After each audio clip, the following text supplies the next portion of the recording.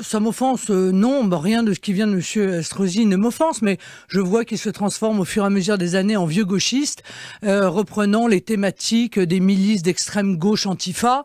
Rien ne m'étonne avec lui, il a changé 18 fois d'avis sur l'intégralité des sujets qu'il a pu aborder durant sa carrière en fonction de ses intérêts électoraux. Encore une fois, je rappelle à M. Estrosi que pendant longtemps, la ville a eu comme maire un édile qui venait du Front National.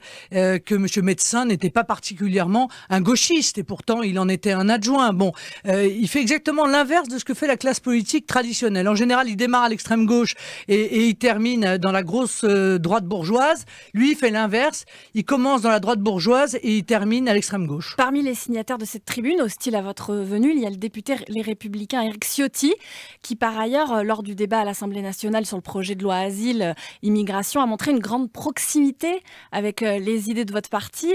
Vous avez même soutenu des amendements communs. Oui, je suis très étonné de voir la signature de M. Ciotti, mais je pense que M. Estrosi a beaucoup de pouvoir sur M. Ciotti.